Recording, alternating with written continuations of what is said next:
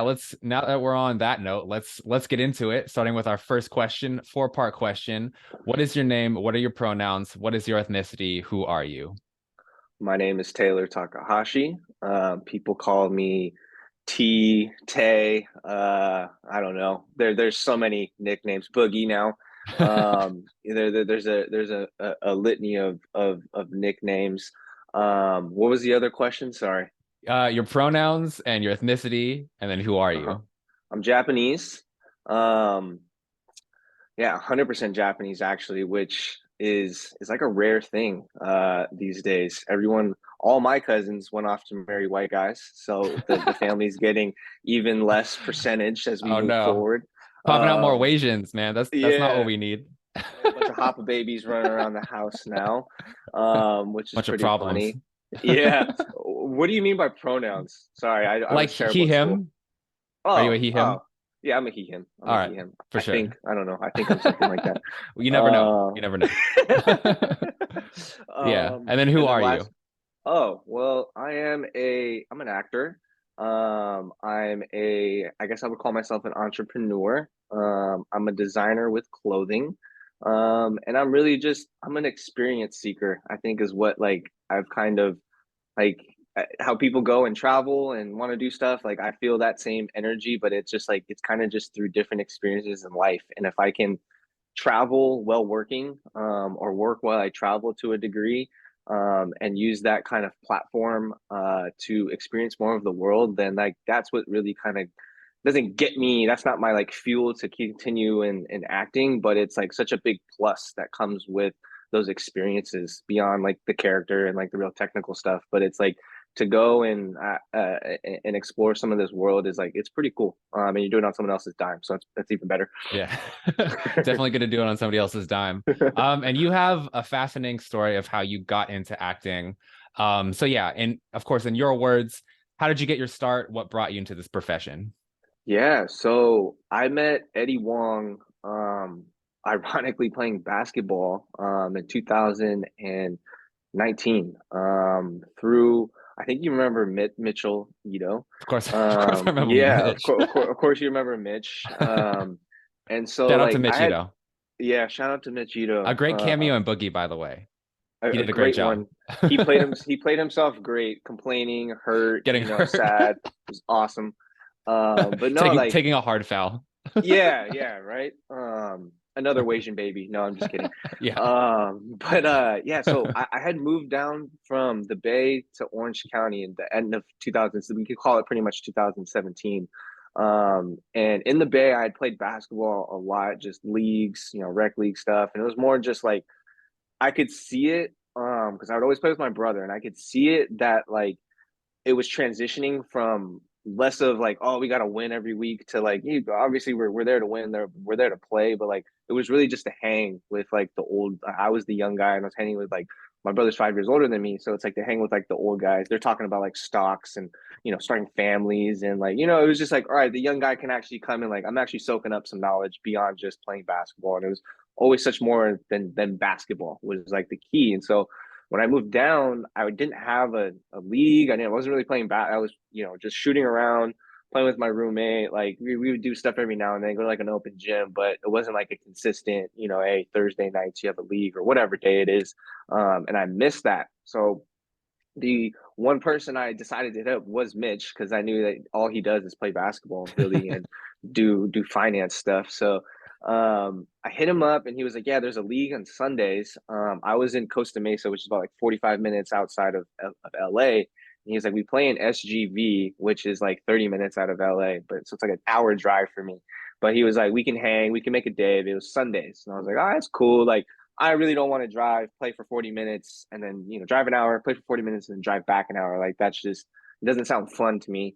So if we can make a day, I can come hit, can like chill at your house, eat your snacks. Like I'm down. And so that I think it was like 2 weeks after like their league had just finished, they're about to start up again. It's like a rolling league per season, fall, winter, summer, and spring. And he was like, "Yeah, just join on the next one." So like 2 weeks later, I pull up to the gym. He tells me nothing. He was like, "The competition's just like it's cool, it's fun, like it's there's a couple teams that are high level, but for most part, it's really just, you'll have fun. So I'm like, all right, cool. Pull up there, meet everybody on the team. Last person I meet is Eddie. And I was like, oh shit. Like, I knew Eddie, watched his work, kind of knew who he was. And he was kind of, not Mr. Asian America for me, but just like his show made a lot of sense to me. He would Yeah. explain old history in a way that like, you couldn't sit me down and beg me to listen to it normally. So I was like, this guy's communicating something to me and I enjoy it. And so met him, wanted to like ask him like 10,000 questions, but I was like, you know what? Like, I think we're going to be hooping together in this league. Like, I'll have an opportunity to like sit him down, thank him for what he's done, and like, ask questions, ask him what his experience was like, the whole nine. And so that ended up, fast forward, that ended up really paying in my favor because he was like, 9 times out of 10, people just want to come up to me, take a picture, and like, talk to me. And it's like, bro, it's Sunday. I just want to play basketball, like hanging with my friends, and like, I'm not here for that. And so he really respected that I wasn't trying to just be like, oh my God, starstruck, fan struck, Right. kind of thing. And so as we fast forward, I started working with him at I think it was the very beginning of 2019, sorry, and just showed up at his house every day. And I'd read some of his books, but I had no idea that he was so involved in the entertainment industry. Obviously, I knew he had the show, but he was writing scripts for 5 years. So Boogie was written like 5 years ago, Yeah. and it was just a constant process of writing to then rewrite and then pitching and just trying to move along the process. And so when I signed on, he was like, he was joking, but he was like, I don't care if I do anything else this year, but like I just want to make this movie. It's a dream of mine. I want to direct it. I wrote it. I want to direct it. And like I don't care if I do nothing else this year. Like that's literally just like what's on my like my bulletin board for the years. That thing. I don't care about anything else. And I was like, really? You got a lot of. I was his personal assistant, and Yeah. bro, I knew nothing about personal assisting. You know what I mean? Like emails, like phone calls, no. Like the etiquette of how you respond to an email in a timely fashion, like knew nothing of it. But in a way, as I found out later, like that was him grooming me for all of this, right? And so we move along the process. I go to the pitch meetings of Boogie. I'm there at multiple rewrite sessions, just taking notes and trying to understand like the process of how this works. And so fast forward, we get to a green light meeting with Focus Features. I'm the guy in there who gets there an hour early to set up my laptop, my personal laptop, to their TV. So we're putting on the whole pitch deck essentially to all the executives at Focus, all the presidents and the people who say yes, and we get to make the movie. And so I watch Eddie put on this like 30-minute presentation. I was like, at the end of the day, it's you selling yourself and selling a thing that you have to somebody. Right. So as a salesman at that point was like one of the best sales pitches I think I've ever seen. It was very like we had this whole thing planned out, but you could tell he just talked from the heart.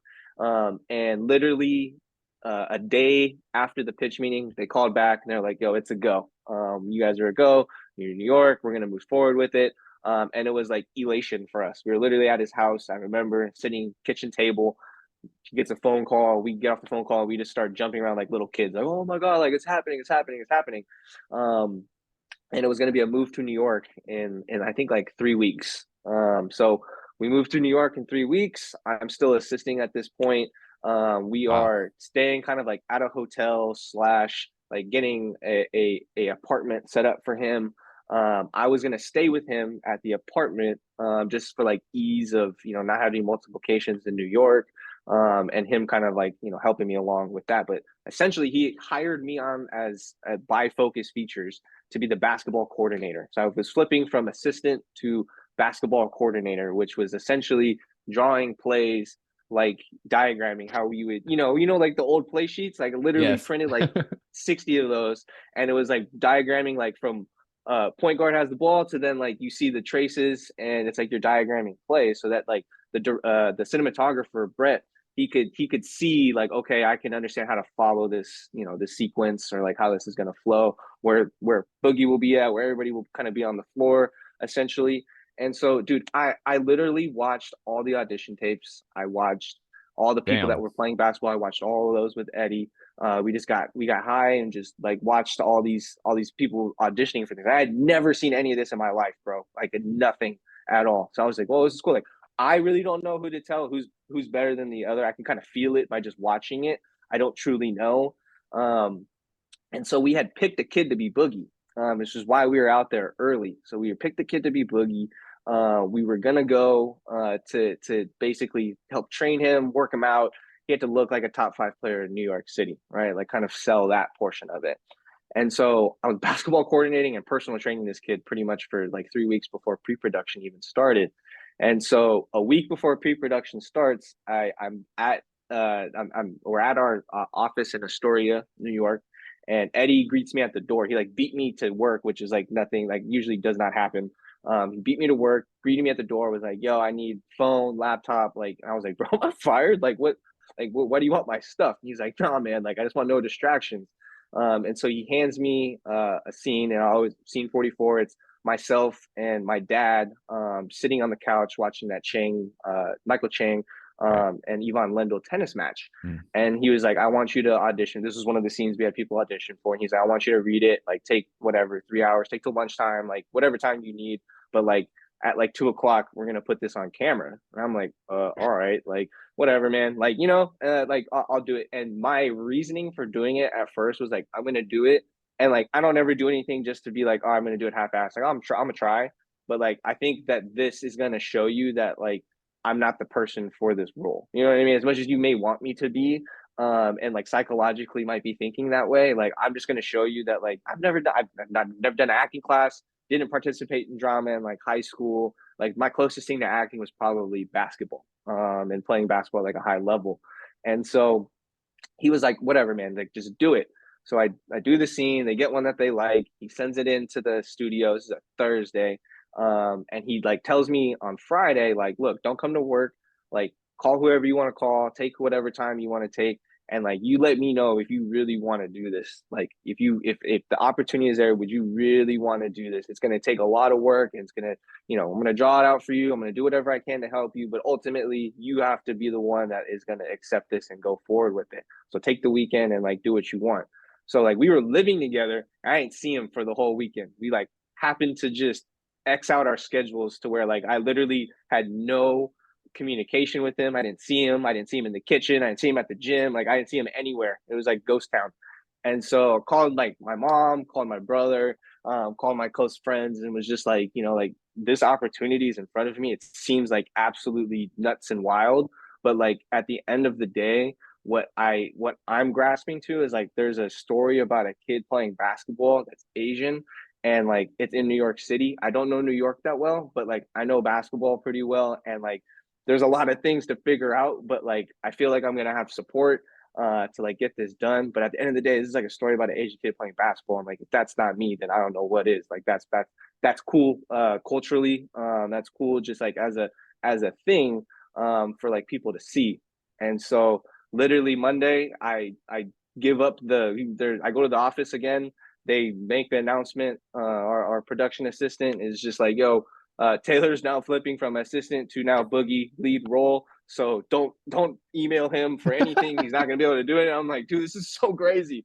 And so for 3 weeks of pre-production, I went to acting class with our casting director for like 3 times a week, and just practice, bro. So it was just, it was like do enough swimming lessons to where you feel like you can tread water, and keep your head up. And like, it's not about technique and how to make the perfect swimming move, but like enough for you to understand it, grasp the world, use what you have, and run downhill. And so that's literally my start, man, was just kind of getting thrown into the deep end after a couple of swimming lessons. But really, finding the groove. Like I didn't get it was so funny. So the first week was supposed to be all basketball, all the basketball scenes the first week. And I was like, great. Like at least, I'm not a shy person, but I'm also not one that's like, "Hey, put the camera on me and, let's, take my picture. Like, I want to pose." Like, that's not who I am. And so I was like, having basketball be the first thing actually I think will be good. It'll get me comfortable in front of the camera. I can play basketball, and whether there's a camera, no camera, I will get some comfortability just, saying action and going. And so we had it all scheduled out. And then, just like any production goes, that's not how it went. Right. Basketball court wasn't available. So basketball went from the first week to the third week. And it was like, oh shit, like now I have to like, for the first 2 weeks, I'm gonna be like in the mix in front of the camera, everything. So first day, bro, just trailer, just walking back and forth for like 2 hours, being like, hey, you can do this, you got this. Like I had one line. My line was to slap the contract out of Melvin's hands and say like, Right. just pay me my fucking money. That's literally what I had to say. And I was like, dude, this is so like, it's easy to be angry, be upset. But like at that moment, I wasn't, it was about like, hey, you have to really think about psychologically, all these things are happening, right? Like you have to, it's not just going in and being angry. It's like, yes, you have to be angry, but this happened, the circumstances of this are happening. And like, we're in like the end of the third quarter, beginning of the fourth quarter of the story. So like, you have to remember what happened in the first 3 quarters so far, and remember like your feeling and emotion behind it. So it was like so much, but at the same time, it became one of the most like growing, like out of body experiences I think I've ever had, where it was like, wow, like the growth in 5 weeks of production that I had from the first week to the last week was like, it was nuts. And I learned so much about myself, just overcoming a fear and not trying to think about the fear and let the the thought and the pre-production of that kind of scare you out of it, and just literally living in the moment, and performing. And it became very similar to basketball for me, in that sense. And so it was such a like, I look at that experience and like I had all of COVID to like sit and think about it. But it was something that was like, wow, there's no other, I don't think any other job, any other circumstance, any other opportunity out there that would provide as much growth in such a dense, 5 week time. Usually that's like, it's lessons over a couple of years. That's, maybe it's one of those things a year that you learn and you develop it, but it was such a concentrated portion of life that like, I don't know. I'd look back at it now. I'm like, damn, what if I didn't do it? Like that would be, it wouldn't, it's not, there's nothing to do about the movie and for the culture. It's just like the pure growth for my own self. Like, I don't know if I would have even got that, or like, it definitely wouldn't have come in that time frame. And I just think about like, damn, where the hell would I be, without that? Damn. That's a crazy, because I didn't know all of the ins and outs of that. So Mm-hmm. what happened? What happens to the other guy though, who was originally cast? So the other guy is in the movie. He's on the team. So they couldn't Wow. technically like, they had, dude, literally had hired him, and I'm playing basketball with him every day, like that's what I was getting paid to do. Right. And so like, it like any job, you can't just be like, hey, like, we found your replacement, you're done. Like, you don't do that. So they kept him in the movie. But they just like, Eddie gave a pitch to the executives again. And was just like, hey, like, we're trying to make an authentic basketball movie. Like, uh, Taylor at least has basketball, and like he's gonna figure out the acting portion. And so like, I'd rather have basketball taken care of than it flipped. And Right. and working with that, you know what I mean? Like, I'd rather put some eggs and some effort into him getting better at acting, but working with his basketball, because at the end of the day, like, we have to sell that like this is an Asian kid playing basketball, and like hopefully it plays out that way. But ironically, when it was bullshit was during basketball, the third week, we were like playing like not an open run, but just like running up and down. We were shooting basketball at like 3 in the morning, super cold. So we're kind of like warming up. And I like my thing on defense. I don't play defense, but my thing on defense is to go for like a strip as people go up for like a layup or a shot, just to like strip. And so we're running around, and I go down to like swipe, and I like completely miss, and I hit this guy's leg as he's coming up, and it's my right hand, and it actually jams my right hand. Ah. Terrible, something terrible. So I can't dribble, I can't shoot, and this is literally like the second day of basketball. So I go back to my trailer. I literally like, I'm not a super emotional person, but I like wanted to almost cry, because I was like, this is whack. Like, I'm not going to get an opportunity ever again in my life to Hmm. play an Asian basketball player. I don't think, unless we do boogie too. And like, I can't actually play the way I want to play. Like, I can't, just shoot. I can't just normally go around. So that's why you see like a lot of layups and the shit, because it's like, I couldn't like cock my wrist back to do like that Ah. motion at all.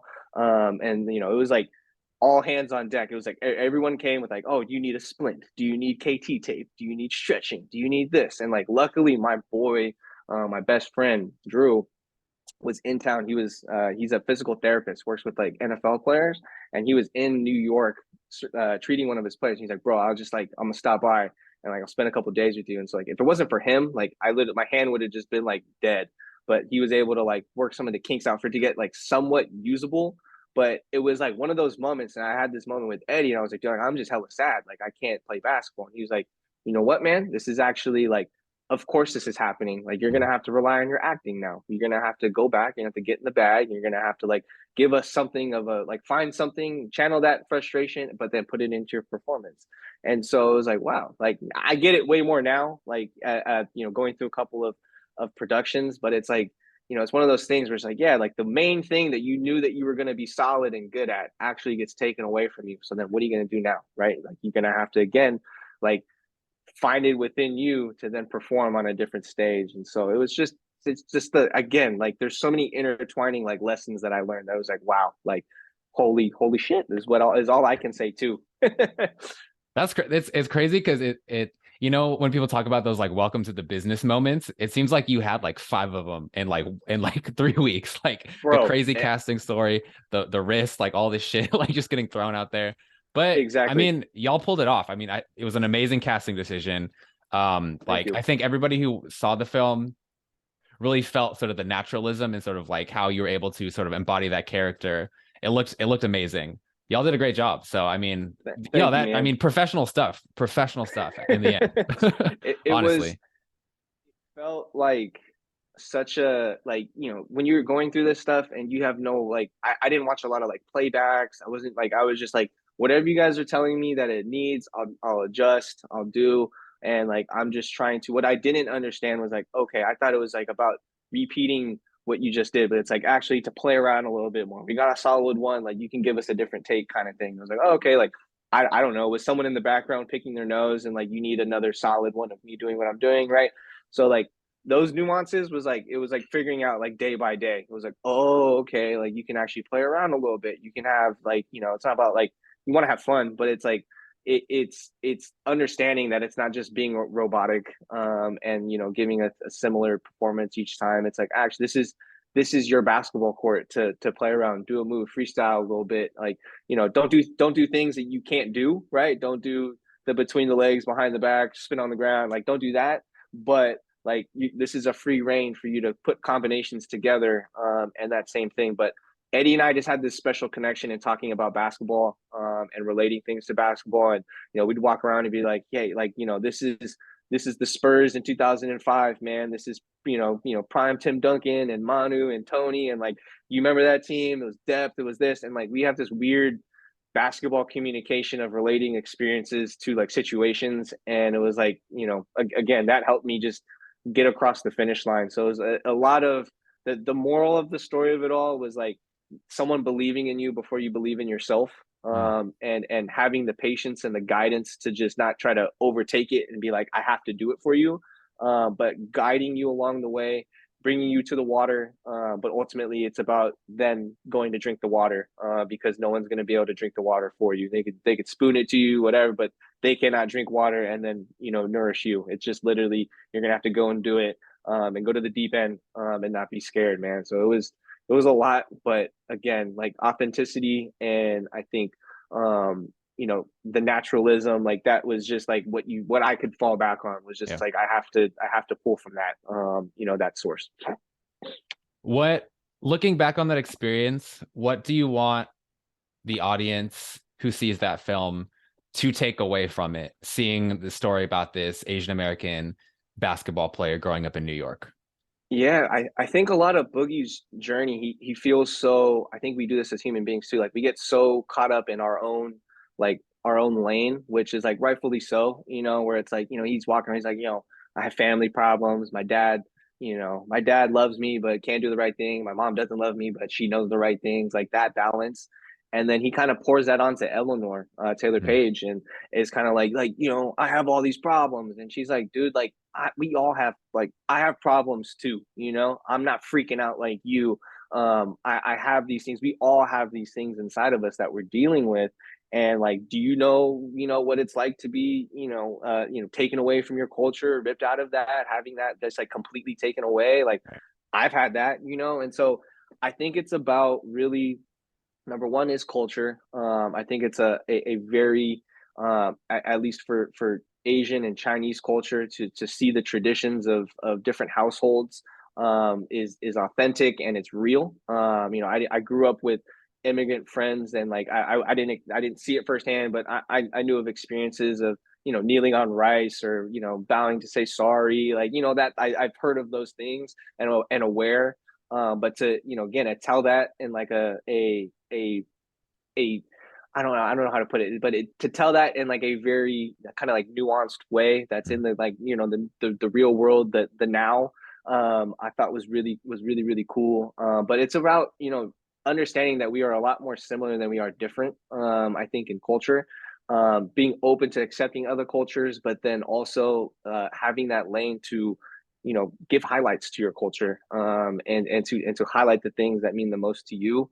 And I think ultimately too, there's authenticity with basketball too. So like, what was interesting in how like I heard about different people hit me up about like, oh, I related to this, I related to that, and it was like, there's a portion of New York people that are like, oh, like it's just the locations you are at in New York is like is cool. Like we've all Yeah. been there, we've seen it. Like these are really well known places.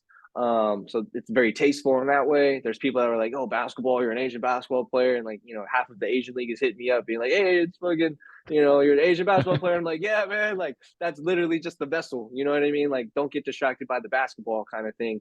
And so there was people that are culturally like, hey, it's just cool to see an Asian person and a black girl together. Like this is, we see it every day, and it's just not a lot of stories being told about it. And in this way, to get like a Pop Smoke, like a cultural icon Right. in there as well too. And it felt almost like a above the rim kind of thing, where it was just like there's the influence of what this game has, basketball has, was represented. And then we got to tell it in a culturally relevant story.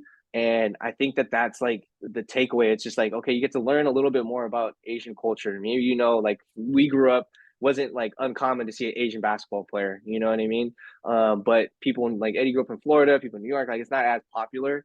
And so it's like that's important for an Asian kid to see another Asian person doing what they may be doing, whether that's sports or anything. It applies to anything really. But to see that, I think represents something and a takeaway. But the cultural relevance, the authenticity to that, I think is also something that people took away. And that was, at least from what I heard, and I think that was our message trying to go out, was like, how can we tell this, without it being, how can we tell it in like a stylistic way, that's not just produced for the masses. That's not a Crazy Rich Asian. It's just like happy Right. to see Asian people on screen. You know what I mean? It's like we want to give you the real like meat and potatoes of what Asian culture is about, and like the traditions, and the respects that you pay, just the whole I think like lineage of that culture kind of being showed out, and how it changes from generation to generation. And I think what you're hitting on is what I took away as well. I mean, there were many things to take away, but my favorite thing was sort of in like the post Crazy Rich Asians industry that we now live in Mm-hmm. for Asian actors and artists. The projects that really show Asian characters and Asian stories in a three-dimensional light. We're not just seeing, two-dimensional Asian characters thrown in there for a laugh, like the sidekick, we've seen historically in the industry. We're now Mm-hmm. getting all of these characters and these stories where it's like that's a fully three-dimensional human being that we're seeing, with flaws, with vices, with a dark side, so to speak, Mm-hmm. and or the good side as well. And I think also what you're talking about, not only the characters but also the three-dimensional aspects of the culture. Like we saw in Boogie, we really saw like a Chinese family, and we saw sort of the ins and outs of like you're saying, like an immigrant family, seeing their good moments, their bad moments, their fights, their triumphs, and seeing that is still kind of revolutionary. It's not Mm-hmm. something that we have seen a lot of at Mm-hmm. all in the history of film, at least in this country, or in Hollywood. Mm-hmm. So Mm-hmm. that was really profound. And just it was weird for me just seeing it was fascinating to being somebody who's known you for a long time to like see your face on like the poster and be like, oh shit, that's Taylor. And then also being Yeah. like, wait, that's like an Asian dude on like a Hollywood Yeah. billboard poster. That was crazy for me. But yeah, I think y'all really hit on a lot of really important topics. And did a great job just telling the story. So again, well done. I'm sure you've gotten all the praises in the world, but again, amazing job on that. I wanted to I wanted to ask you, what are some of the, because basketball is such a big part of your background. What are Hmm. some of the parallels between acting and basketball that you see? And you touched on this a while ago, but how has like your basketball training helped you as an actor? It's the like concept of practice, discipline, the want to get better, like that. Those things apply. Basketball, acting, being a doctor, like it applies to literally like everything. And I think the foundations of my basketball was like, yeah, like at one point I had the delusional thought to like, yeah, I want to be in the NBA, right? Like Mm, every kid that starts playing me basketball, I too. want to be in the NBA, right? Like, it's just, hey, I want to be in the league. And then it goes from the league like, oh, I'll settle for like overseas, you know what I mean? And then it's like, oh, I'll settle for college, like, like it just starts to dwindle. But like Yeah, you go set down that, the list. yeah, yeah, I'll just be a rec league legend, Yeah, I'll go D3. I'll nah, go D2. No. yeah, I'm good with that. But like it always starts with like that dream, right? And it's like cool, like I want to have, I'm gonna put something up at the highest part of the pedestal, and I'm gonna shoot for the mountaintop. And understanding that like I'm not just gonna get to the mountaintop because I want to get to the mountaintop. Like there's gonna be so many things that are gonna deter me off getting up to that up that mountain.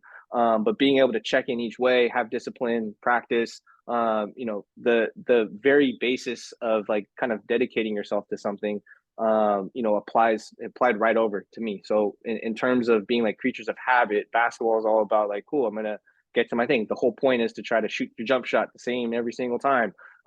Perfect your moves, and it applied to me complete. Like you did not need to like yank me to be like, hey, do you see the connection? It was like, I see the connection. It's going to take me a second to connect it, but like I see how my background in basketball, like literally, I was talking to like one of my best friends when the movie was coming out, and I was just like, dude, like it's crazy the basketball journey, the everything that's like kind of coming together here. But he was like, bro, like honestly, like you've been training for this already. Yeah. And I was like, what do you mean? He's like, dude, like you've played how many big basketball games before? And I was like, I don't know, like there's a lot. And he's like, all right then. So like it doesn't matter whether you're playing in an Asian league, you're playing for high school, you're playing for college. It doesn't matter the stage that you played on, but it's just that moment of being like, I have to go out and perform. And it's the same thing when you step in front of the camera. It's like, okay, I'm here, the camera's rolling, you hear speed, and then it's boom, action. And it's like, that's literally all the prep that you've done to, you've practiced, your plays, your personnel, your teammates, how to work with people. And like all those skills just set me up to like kind of, again, it was very thankful and helpful. And I wouldn't be in the position if it wasn't a basketball kind of dominant role. But at the same time, it's like it was funny to just then see like, okay, basketball doesn't have anything to do with it. It does, but it's to get people to attach to the story. But there are so many nuances of the game of basketball. And it really grew my knowledge of it, because it was like, okay, I had these feelings of it when I even started playing with Eddie. It was like I had these feelings of it's not really this competitive sport. It's becoming this like meeting ground, this networking area now, and it's more about like the substance of who I'm of what we're talking about after the game than it so much is getting I don't care about dropping 30 against bums in a rec league. It does nothing for me, right? I could walk. Who am I gonna text my brother like, hey, dude, I dropped 30 today? It's like who cares? So like you start to see these things, and it's not about hey, I'm going out there and I don't care if we win or lose. Of course you want to win, but it's just like the lessons that you can teach through the game of basketball. The biggest thing for me was like I learned so many things that it provided me a safe place, right? I got called the litany of racist things on a court, egg roll, slanty, whatever, the whole thing's, Kung Fu Panda, I used it. to get that one and Yeah, back in you high know school. Bruce Lee, all these things. It's like cool, like Mm. that's fine. And so it's like what was interesting and what I understand now is like that literally had a 40-minute time clock or 48-minute time clock of when that game was over and we stepped outside of the lines. You didn't hear racist stuff, right? We didn't. I didn't get a litany of racist things as I'm walking to the locker room. It was not like that as an experience. But I can understand it in this controlled. It's almost a controlled environment in a gym. People feel like, oh, since you're playing in this 94 feet, I can say whatever I want to you, and it shouldn't. I'm here to just distract you and take it away from you. So like you build this like motor to be able to be like, okay, I can withstand those things. That's all distraction. That's all people trying to pull me away from this mountaintop journey.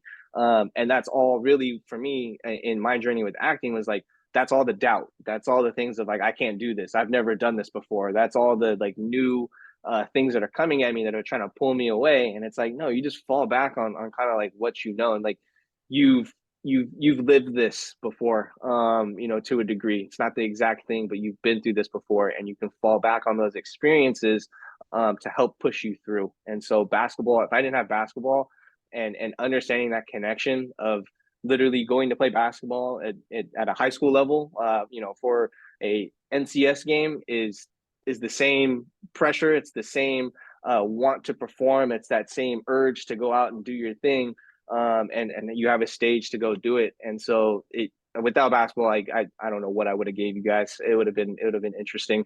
But just having that basis of basketball was huge, man. Like I'm so thankful for the game and being able to compete at one point in my life, but then being able to transition it to also a bigger than a sport. And I understand it, and I push for that. With kids I talk to, it's like, play the game, have fun, go after being a thing, but also keep your eyes open that like, you're going to meet these people. Some of these people are my best friends.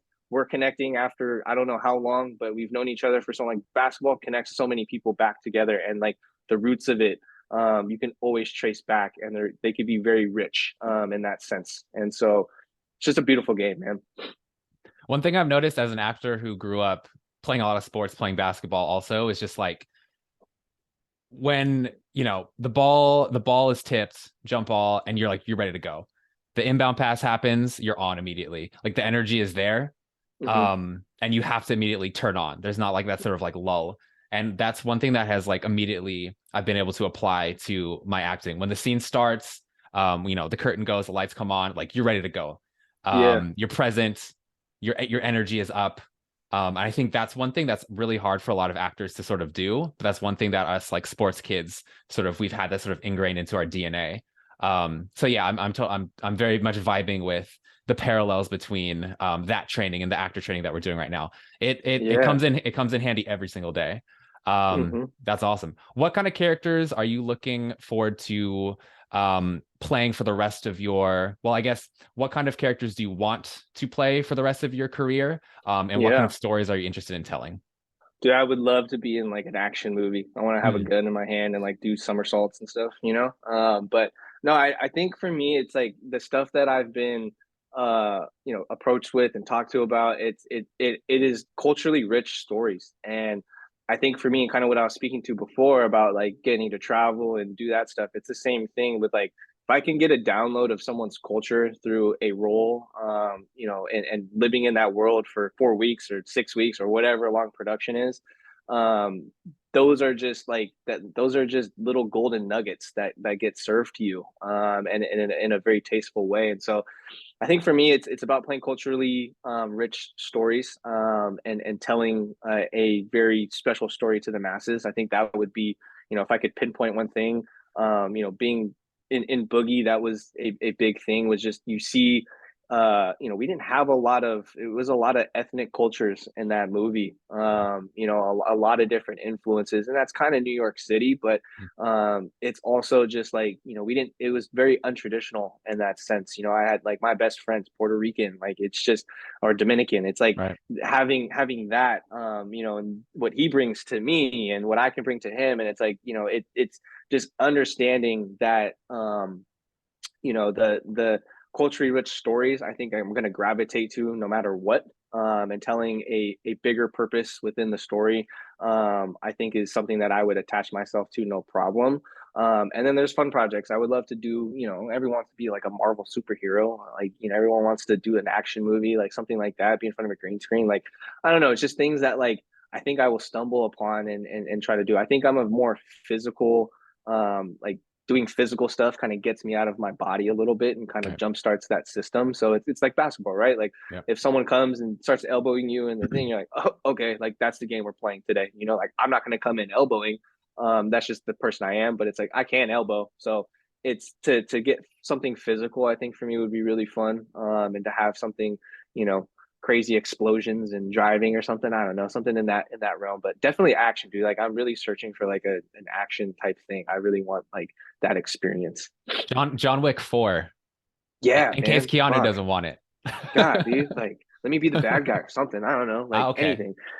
Okay. I was saying you could be the next John Wick, but that's okay. Oh, Well, we'll oh, see. yes, of course. I should not sell myself short. Let me be the next John Wick, you know? I didn't consider you playing a villain, but I guess I could see that. Do you think you have that side of you, the dark side you can bring out? I have like the tattoos. I have like kind of the True. Asian short hair. Like I just played basketball here in the Bay. I got my mom's house. I went to play at the Bay Club with my brother, and we Yes, were Bay playing this Club. Asian guy. And he was telling my brother, he knows my brother. He's like, dude, like, who's this guy? He's a scary guy. He's got tattoos. He's strong, and he's got the short hair. I was like, dude, it's just my brother. Like, talk to him. He's actually like pretty nice. And he started talking to me, have a conversation. He's like, oh, he was trying to total wrong conception of you. I'm like, yeah, man. Like, I don't know, but if that's a look that I can give, then let's play into that. Let's do it. Let's do it. We'll see. All the possibilities and the options are out there for sure. A hundred percent. What can you tell us about your upcoming project? I believe, if anything, I believe it's called The Mm-hmm. Ghost Trap. Yeah, yeah. Yeah. No, I'll tell as much as I can. Okay. So that was an interesting experience too, man. Like, again, I was in Maine for about 4 weeks. Rockport, Maine, or Rockland, Rockport is like they're similar cities. But yeah, man, like we were 2.5 hours from like Portland, Maine, which is kind of like their main hub of the city. So it was a cultural kind of shock to me in a way. It was almost like going back 10 years in life. No Uber, no Lyft, no DoorDash. Like there's 15 restaurants in the city, and everyone just is. You live the life, and people out there that live out that way are basically lobstermen, fishermen. Like they live that. Wake up at 3 o'clock in the morning, load your truck, you get your bait, you fuel your boat, you go out for 10 hours, drink all day long, get Oh, hammered trying to catch lobsters. Um, and you sounds come like a good back. life. It is you come back, you cash out your catch of the day, you go to the bar, and you pass out, you wake up and you do it again. And it's a simple life, and it's a good life. I think it's very quiet, very peaceful out there, but just to get the access, into, it's a very protected trade. It's something it's kind of the closest thing that I know. It's like the old wild wild west where people kind of patrol other people.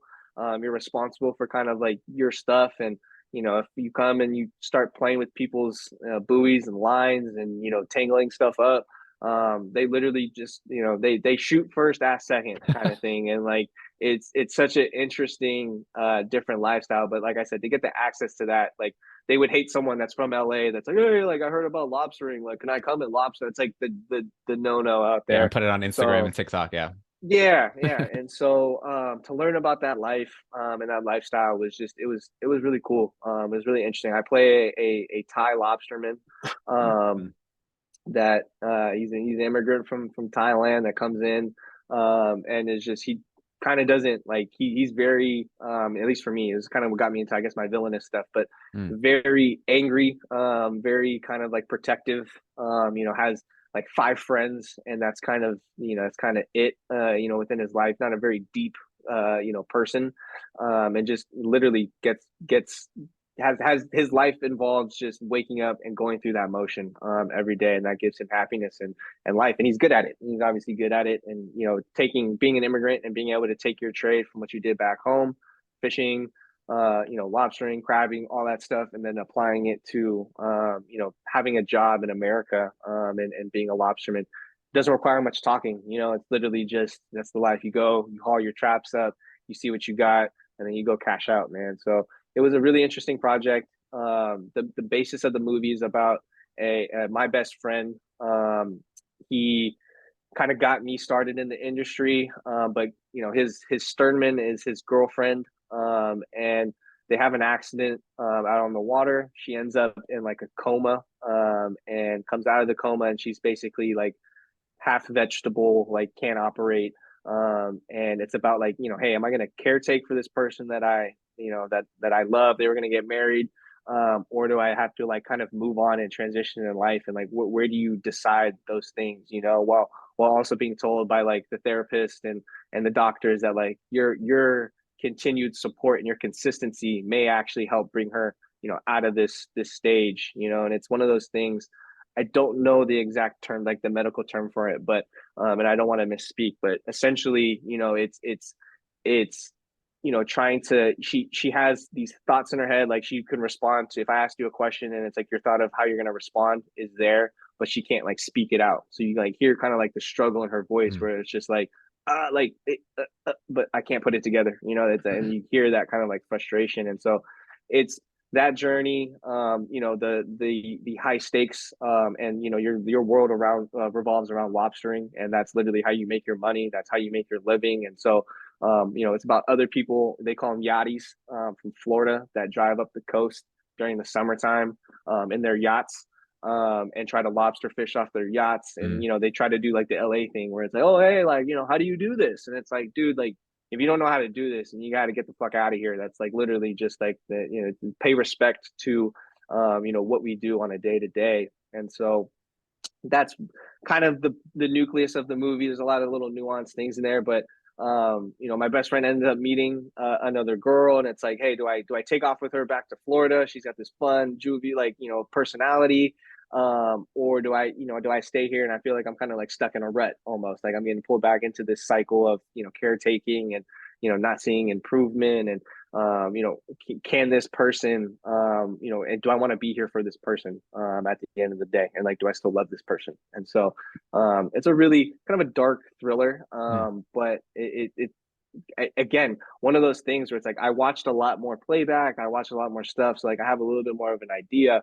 But it's like, again, it's always such it's like the great surprise and the finger crossed of just like when that thing gets chopped up and screwed, like what's going to come out of it? Like, you know, is that, you know, how much are we going to stick towards the script? Are we going to pull different things out and see it? And so, yeah, man, it's just a movie that revolves around the life of lobstermen, and the trade of that, and kind of highlighting that, but then, you know, bringing in this nuance of this story and that journey with those two characters.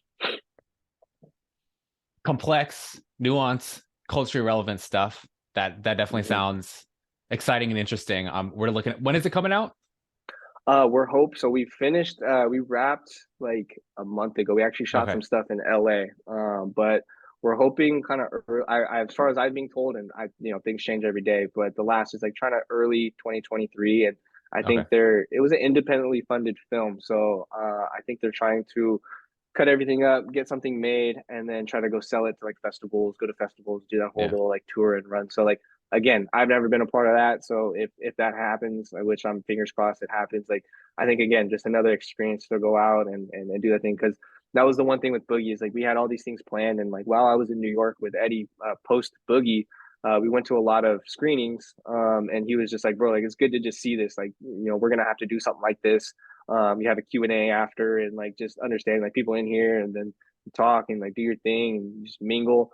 And so obviously we didn't get to do that with COVID. And so to do something like that, I think that like was the one thing that I missed from Boogie, was just kind of having a traditional screening thing, and just, you know, getting family and friends in one place, and not like 20 of them at one theater and 20 of them in another theater, and, you know, not having that like full encompassing experience. But yeah, y'all didn't get a red carpet. That's Boogie deserved a red carpet. Damn. It did. And it would have been a moment. It would have been a really cool moment, I think. Just being able to step away for that long, and then to have something like that, to kind of bring us all together, I thought would have been great. But, you know, the world didn't, you know, we also didn't want to be the Asian people who were not abiding by the rules. Oh God. And setting a bad example. Oh no. Yeah, that would have been a PR disaster, to say the least. But yeah, that is so exciting. We're looking forward to that for sure. Aside from acting, you got the clothing line, you got some other business stuff going on. What else do you have going on for us to look forward to?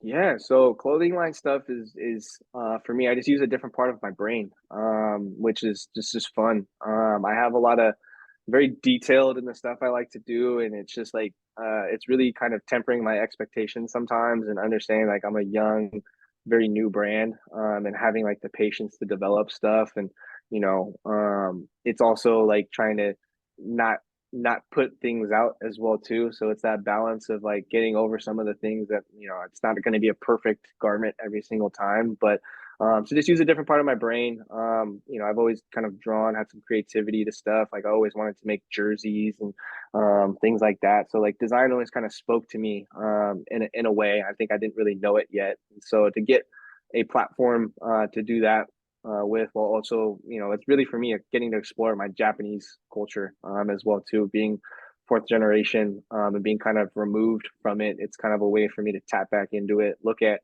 old pictures of my grandparents, my parents, and stuff like that, and just being like cool, like trying to understand the traditions that we still carry, and like it's not just we're carrying it because it's a tradition. It's like let me get behind the substance of that, and hopefully if and when I have kids, like reversing the trend and having them be more tapped into the culture as well too. And so that was kind of my adult journey, was just like I feel like I don't have I feel Japanese, I look Japanese, but am I Japanese Mm. to a degree. And so it was like part of me moving down to Costa Mesa. They have a huge Japanese community. Was about like, cool, the only way I can learn about a culture for me is food. And I'm going to go work at a restaurant. I'm going to try to work with Japanese chefs, and just be around, surround myself with those experiences again, to try to take something away. And so that kind of Ototo stands for little brother. And it's Right. the concept of I've had a lot of mentors. I have my own brother as well too, but just other people in my life that I guess have saw something in me, see something in me, and will go out of their way to share, knowledge, experiences, to try to hopefully better me. And it's not to be like, hey, do it like this. It's like, this is what I went through. This is what happened. I'm just letting you know if something like that comes up, like you can pivot, you can go about it. You need to make your mistakes as well too, but it's kind of giving me some real foundational pieces to kind of build around. And it's not skipping a step, but it's literally like put it on your radar. So it's the concept of that, and having mentors, mentees, and finding people that take interest in accepting, whether that's teaching or experiences, or just life, and being able to have that, and then you take it, you make it yours, you mix it, you chop it, you screw it, and then you put it out into the world. So there's that I do. I just did a commercial with a new NBA app called NBA All World that should hopefully be Nice. launching early 23 as well too. And that was really fun too. Got to do like VO for some things, and kind of talking people through the game. And then there's a commercial portion in front of camera, but just again, having basketball, playing basketball in a day, getting paid. Like there's, I don't know, if that's my thing, then I'm in love with that, all day long. So I think it's trying to get attached to projects, continuing the grind, and that's pretty much it, man. I'm trying to become an amateur golfer on the side. Like that's Fall in the if line of I Steph could, Curry. yeah, if I could be 40 and just join an amateur tour and be chilling that way, like I would love Yeah, that too. that's a So good life. it is a good life. But really just trying to again continue the journey, forward, and push for stuff that I want my own journey as well too before all this stuff happened. And also being open and obviously ready for auditions and doing stuff like that, man. So it's a balance, and I'm still super new to it all, so it's like to find that same kind of work life balance, non traditionally as an actor, but just to be able to have the opportunities. I think it's just what I'm seeking. I'm gonna pick up some shorts, the Ototo shorts. Do y'all still have like the Warriors ones? Like the uh, Warriors we kind of. we Or don't, man. damn, I should have got I've those been last year. actually pretty lucky, and like I've been able to kind of I've ordered the right amounts to things, and Yeah. like and before I was just like I have to sell out, I have to sell out, and like I was literally telling my tattoo artist, I was like 23 going forward, like I'm actually not as concerned about that. Like it pays to have, now that I have like a website set up, it actually pays to have product like consistently on hand. and trying to do more pop-up stuff. I'm doing a pop-up with a buddy in the beginning of January in LA, and just trying to bring, we're having kind of AAPI be the highlight of it, but a discussion Nice. and then a pop-up store and like a panel talk and some comedians coming, and like we're just trying to it's like instead of trying to join someone else's event, it's like let's just make our own event. We have the resources, the capabilities, the network to do it, and it's like it's a lot of organizing, it's a lot of phone calls, it's a lot of people are down and then not down and then down, and it's like a bunch of back and forth. But at the same time, like I think it'll be really worth it. And for me, anyways, to kind of a lot of my following is in the Bay Area in terms of the brand. So to like expand into LA where I'm now would be, it's just an opportunity to do that. So to explore that would be dope. But we'll have a lot more stuff coming, literally like in the works of getting some like sweatpants, sweatshirts. Some, again, always trying to like do a little something to push kind of culture forward and like the traditions that went on in my family and kind of highlight that. So there's little things like I always design with a carnation, which is like the flower my grandpa used to get my aunt, my mom. And just like there's little things that I try to tie back in that just it makes me I used to think I was like, oh, I'm explaining these things for other people and they, like they get to understand Japanese culture better. And actually like during COVID was like, no, actually this is something completely for me. This is 100% a platform for me to kind of get these thoughts off, to get these things off, to tie these things together, to tell it to the masses. But it's really at the end of the day for myself, not for anybody else. So yeah, man, it's such an interesting, fun thing. It's frustrating as hell sometimes working with other people, trying to get your products made, but it always it always has a really big a payoff in terms of people enjoying the product and seeing the little nuances things. So it hits home. The brand is on point. Congratulations with all things related to that. And on that note, how do we get in touch with you? What are your social media contacts, website, etc.? Yeah, so the website for the clothing is just totoclothing.com. Pretty straightforward. As far as socials, I don't use TikTok yet. I haven't dived into TikTok. It's only a matter of time, my friend. It's only a matter of time. I know. I see it. It's around me. Like I'll watch it. For me myself, like there's just I don't know the process of how the videos go. I'm just like, damn, man. Like I'm almost kind of old in that sense where I'm like, dude, it's a little overwhelming. Like I don't need that yet.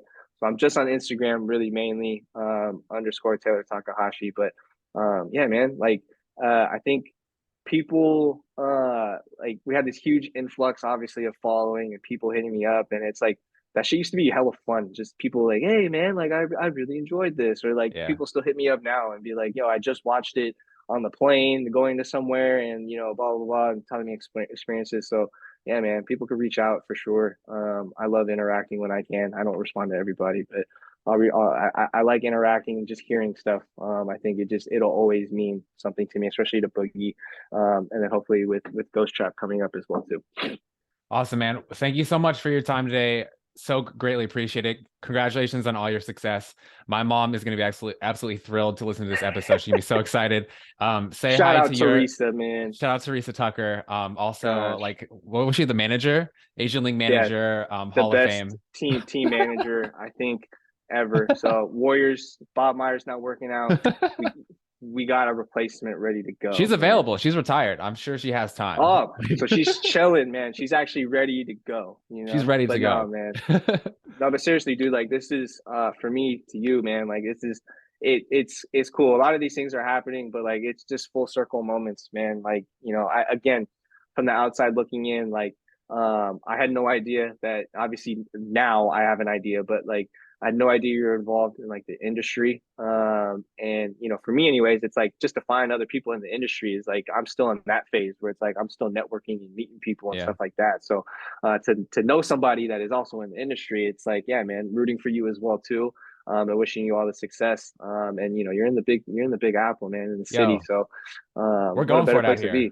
We are going for it for sure. Yeah. Shoot the shot, man. But no, it's cool, dude. Like we spent so much time as kids together. And obviously life and everything pulls us apart. But we go through our experiences, we get to come back now and rap about it and talk about it. And I'm hoping to have a podcast at some point too. And we'll bring your ass on and we'll talk about your story and your journey. Yo, let me Because get for some me, credits. Let me get some credits on my resume, and then I got yeah, you. yeah. Because it's just like it's that's just where we are in life, Yeah. being able to, set up our own things and control what we want to a degree. But it's cool, man. It's a pleasure to be on here.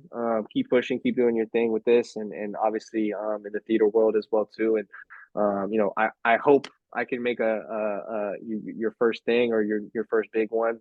Would love to be there to support, man. And if not, definitely always supporting from afar.